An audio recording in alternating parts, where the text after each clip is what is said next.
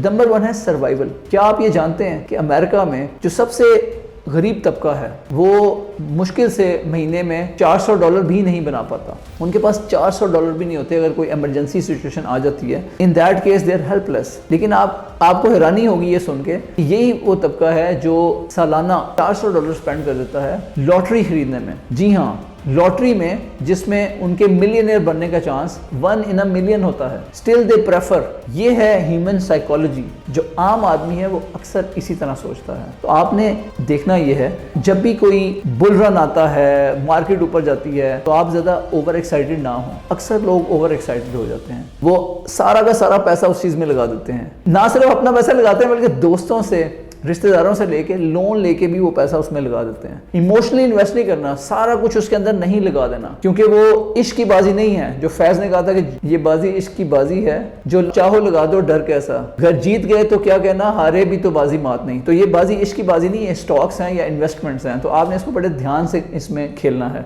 आपने अपना सब कुछ इसमें नहीं लगाना, बल्कि आपने survival is the most important thing. अगर कोई आपकी इन्वेस्टमेंट आपने की और वो गलत पड़ गई, तो ऐसा नहीं होना चाहिए कि आप सड़क पे आ जाए। अक्सर औकात ये होता है कि हम लोग सारा कुछ एक ही इन्वेस्टमेंट में लगा देते हैं। एक स्टॉक के ऊपर, ये ऊपर जा रहा है, इसके अंदर लगा दो। अब जब वो पीक पे पहुंचा होता है तो हम सारा कुछ उसके अंदर डाल देते हैं, वो धड़म से नीचे गिरता है, हम सड़क पे आ जाते हैं। तो ये चीज नहीं करनी। आपने होशो हवास में रहते हुए इन्वेस्टमेंट्स करनी है, जिसमें आप एक पोर्टफोलियो बनाएंगे, अपने आप को डिवर्सिफाई करेंगे, कुछ शॉर्ट टर्म खेलेंगे, कुछ मिड टर्म करेंगे और कुछ लॉन्ग टर्म बनाएंगे। लेकिन सबसे इंपॉर्टेंट चीज है आपका सर्वाइवल। कोई ऐसी इन्वेस्टमेंट जो उल्टी पड़ जाए, उस सूरत हाल में आपके पास बचत के तरीके होने चाहिए। और इसका जो सबसे इंपॉर्टेंट मेजर है या टूल है या पैमाना है, उसे मार्जिन ऑफ सेफ्टी कहा जाता है। कि आपके पास कितना मार्जिन ऑफ सेफ्टी है। अगर आपके पास ₹1,00,000 है इन्वेस्ट करने के लिए, तो मैक्सिमम आपने सारे डिफरेंट स्टॉक्स में 50,000 लगाने हैं या 75,000 लगाने हैं। अगर आप 75,000 लगाते हैं तो बाकी 25,000 आपका मार्जिन ऑफ सेफ्टी है। कई दफ़ा ऐसा भी होता है कि मार्केट ऊपर गई हुई है और अब आपको लग रहा है कि और ऊपर जाएगी, और आपने सारा का सारा, अगर आपके पास ₹1,00,000 और आपने सारा का सारा उसके अंदर डाल दिया, मार्केट नीचे आई, आपके पास अब एक अच्छी अपॉर्चुनिटी है कि आप सेल पे चीजें उठा लें। क्योंकि जब मार्केट नीचे है और उसने दोबारा ऊपर का ट्रेंड बनाना है, जैसे अक्सर डिप्स आते रहते हैं, तो जब ये फ्लक्चुएशंस होती हैं, जब थोड़ा सा डिप आता है, तो वो एक बड़ी अच्छी अपॉर्चुनिटी होती है बाइंग की, क्योंकि चीजें सेल पे मिल रही होती हैं। तो आपके पास कुछ ना कुछ कुशन होना चाहिए। तो वही जो कुशन होता है उसको मार्जिन ऑफ सेफ्टी कहा जाता है। तो आपने मार्जिन ऑफ सेफ्टी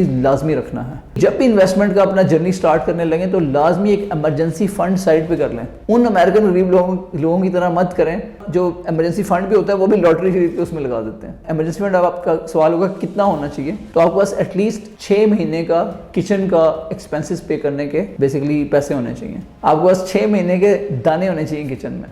मीन्स कि अगर आपका महीने का खर्चा ₹1,00,000 है तो आपके पास ₹6,00,000 साइड पे पड़ा होना चाहिए, जिसको आपने इन्वेस्टमेंट्स में नहीं लगाना। क्योंकि खुदा ना ख्वास्ता आपको कोई बीमारी आ सकती है, आपको डॉक्टर के जाना पड़ सकता है, आपकी फैमिली में किसी का कोई एक्सीडेंट हो सकता है। उन सारी चीज़ों को इमरजेंसी फंड के थ्रू आप हैंडल कर सकते हैं। Survival is the most important instinct, और सर्वाइवल को इंश्योर करने के लिए आपको मार्जिन ऑफ सेफ्टी रखना पड़ेगा। मार्जिन ऑफ सेफ्टी के साथ इन्वेस्टमेंट्स करें।